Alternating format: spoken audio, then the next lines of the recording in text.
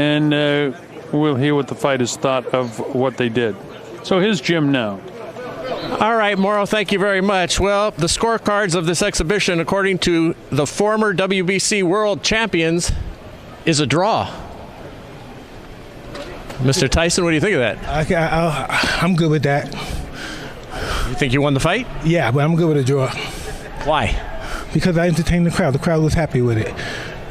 We'll be back to you in a second. You happy with this draw? Hell no, I ain't never satisfied with a draw. I wear draws. I don't do draws. I like it. But the dude is so strong, man. And I understand why they say some things are bucket list. Because when he hits you, if it's his head, his punches, his body shots, don't matter. Everything hurts.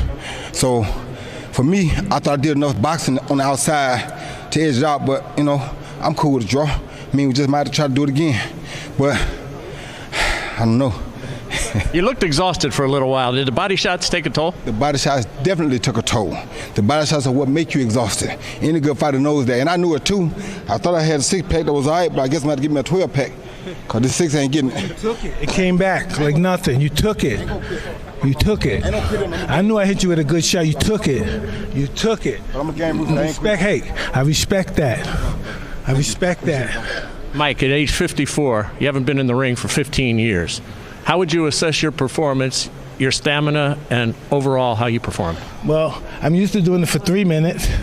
And sometimes that 2 minutes felt like 3 minutes. And I'm just happy I got this under my belt, and I'm continuing to go further and do more. You'll do this again? Absolutely. He's going to be on the card as well.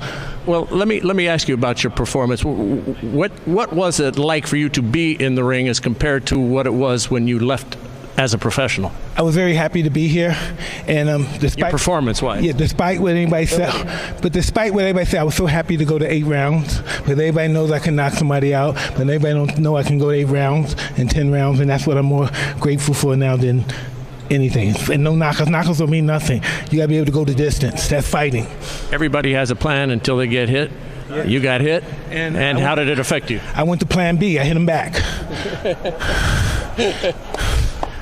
Roy, you want to continue this now at age 51, or did you get dissatisfied at this point? Man, it's hard to say. My Pensacola fans love me. No, we got to do this shit again. We got to do this again. Everybody loves Mike. I love Mike too.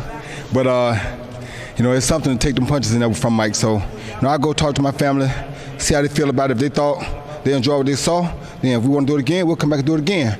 But, you know, me, like I said, Pensacola in the house. I want to thank everybody who helped me out. Big Al, Tom, Wap, Russ, everybody on my team, Jim Foster. I mean, so many people, everybody in Pensacola in the house still. Thank y'all for tuning in. Thank the whole world for tuning in, especially my Russian citizens, my Russian people. I was going to say thank to everybody who gave us the homage, sent us out the right way. And if everything goes well, like I said, and the family's cool with it, then a lot of people were afraid, Roy, you might get hurt tonight. Were you really afraid in the back of your head that something could happen that might have put you in peril? I was afraid I might get hurt. I didn't fight in 20 years. He only stopped fighting for 3 years. I'm afraid I might get. Why nobody care about my ass? Well, that's typical, right? He been fighting 15 years. He stopped fighting 3 years ago, and everybody worrying about his ass.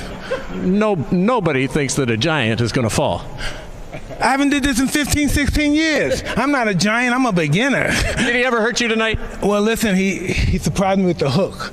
He hit me with a hook, a good hook. Hurt. Yes, it did hurt. And back to the question. Yeah. Were you afraid of being in peril? Man, once I go in there, it's all balls to the wall, bro.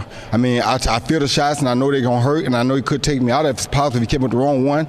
But for me, man, I'm game. I go to the end. When I put these on, it's a wrap. Take me on the stretcher, you know? Final thought. Would you do this in a non-exhibition circumstance if you could get a license? No, I'm just going to do this.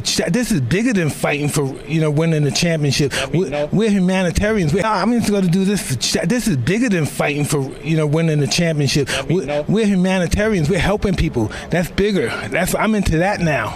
And I like to thank Magic Mike, Jet, Ron, all my sparring partners for kicking my ass to get me in shape. I love you guys. Can't wait to get back in the gym with you.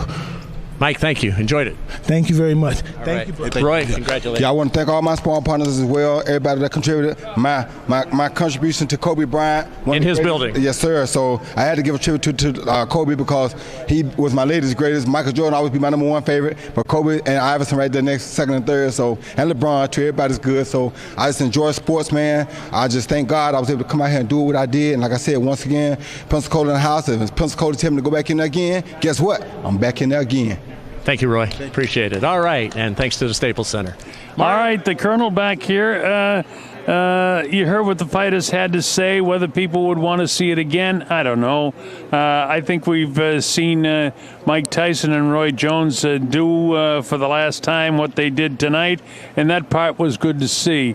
Mike walking out certainly relieved, but he said, no, I don't want to even try to get licensed to box professionally again. I want to do this for charity and raise a lot of money. And I mentioned earlier in the show that I know of the charities and the type of people that he takes care of, and it's a totally different Mike Tyson. So you got to see it. You had the whole anticipation. And let's recap the night as we start. We started out early in the evening with a lightweight battle featuring Jermaine Ortiz and Suleiman Sagawa. It was an interesting fight. It was an entertaining fight until the power of Ortiz caught up with Sagawa in the 7th round, and eventually the fight had to be stopped, and Ortiz gets the 7th round technical knockout victory. Then next it was Badou Jack against the Army veteran, the infantryman who was injured by an IED, and he really couldn't hang in there with Badou Jack, but he did hang in there with him. And in the end, Badou Jack wins a unanimous decision after really pounding the war veteran. Next, it was Jake Paul and Nate Robinson. This was interesting because I didn't know what to expect from Jake Paul, but Jake Paul had plenty on the professional athlete, great basketball player Nate Robinson, who's not a good boxer. But Jake Paul had plenty on the professional athlete, great basketball player Nate Robinson, who's not a good boxer, and he got nailed 3 times and went down in the 2nd round 2 times to end the fight, and it was scored at the 135 of the 2nd round, a 2nd round TKO victory for that star, Jake Paul. Then it was time for the much-anticipated fight between Mike Tyson and Roy Jones Jr. You saw Roy occasionally, very occasionally, be able Mike Tyson and Roy Jones Jr. You saw Roy occasionally, very occasionally, be able to hit Mike, and Mike do most of the scoring. Fast hands, not really fast hands for Roy anymore, but there were flashes from time to time.